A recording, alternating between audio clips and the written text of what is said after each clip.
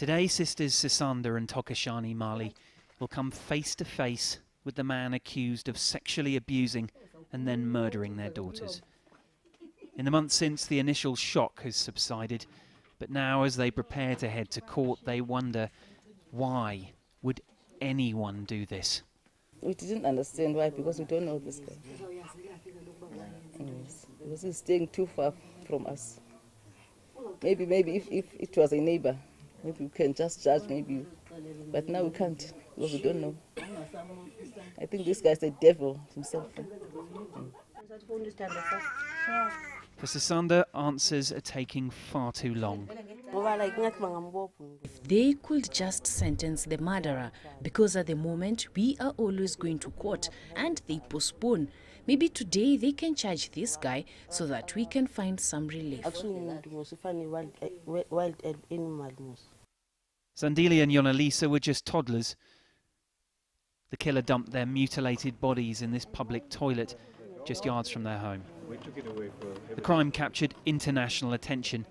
Another shocking case in a country where levels of sexual violence still are amongst the highest in the world. Deep Sloot is essentially an informal settlement that's taken on the proportions of a satellite city. It still seems to lack a sense of permanency, a lack of basic services as well. So in those kind of conditions, it is perhaps inevitable that crime rates would be higher.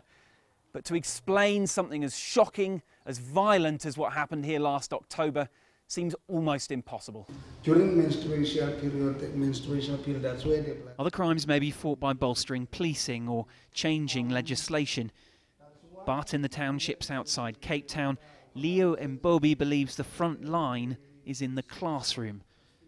These young men are on a sexual education course, one of several available across the Cape Flats. The topic matter may have made them squirm a few months ago. Now they're far more open. Some of these young men have got some traditional norms and messages that we feed to them, that promote promiscuity, that promote disrespecting young women, especially women whom they are in sexual relationship with. Such methods are resource intense though, and say experts changing a culture, even amongst those tasked with protecting against such crimes, can take generations.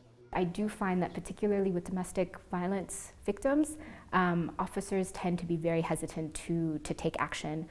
Several of our clients have told me that the officer just told them, go back and make up with your boyfriend or husband. Why are you making such a big deal out of this? It's not a huge issue, this and that.